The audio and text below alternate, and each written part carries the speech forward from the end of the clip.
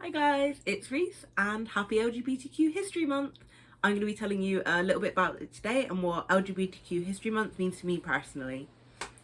So yeah, LGBTQ History Month happens every year, every February, and it is a chance to celebrate all the LGBTQ history and stories that we have here in the UK. Particularly in the UK, it's actually run with schools. So every year, the people who run it, they come up with a theme that links into a lesson. And so this year, the theme is body, mind, spirit, and that goes with PSHE. So there's a lot of fantastic people being celebrated with this theme, such as Maya Angelou, Mark Ashton, people who are athletes, writers, poets, people who've worked really hard to be themselves in whatever industry they're in, things like that.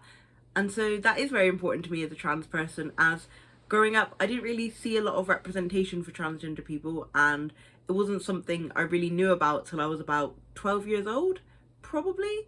And then even then it took me a while to understand these feelings about myself. So being able to see that other people have so many more resources and history to learn from is so nice to me. I'm actually very passionate about LGBT history myself. It's something I really enjoy reading about. I've probably read the entire Wikipedia page and things like that for transgender history, as well as just other things in general. I'm actually really passionate about 80s history as well. So the 80s were actually a really big time for LGBT people, and in good ways and also in really bad ways as well, as there were things like the AIDS crisis, Section 28. But from the bad, there's always good, because then you get beautiful stories of people overcoming things, people fighting, and that's what it makes me really happy. It's not about focusing on the bad history, it's about remembering it and remembering what we did to stand up for ourselves with it. And that's something I feel very passionate about.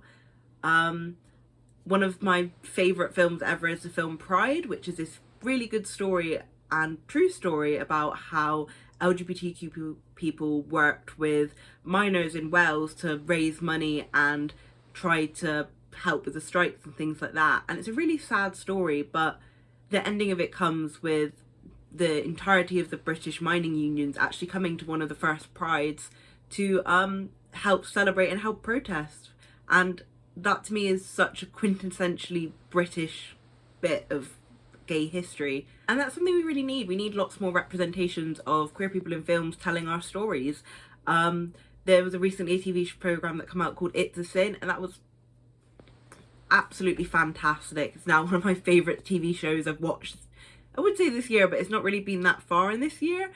Probably one of my favourite TV shows in a while. It was fantastically good, and I can't recommend it enough if you want to know about British history and about British gay history in particular, as a lot of gay history can be a bit Americanized sometimes because a lot of movements started in America, but it's also really important to celebrate how British gay people were and how we all fought against things that were very relevant to us here in Britain.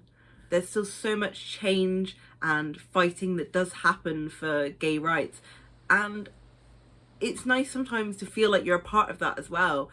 I feel like I'm a part of LGBT history in some ways, as this is one of the first chances in a very long time that trans people and gay people get to go out and be themselves.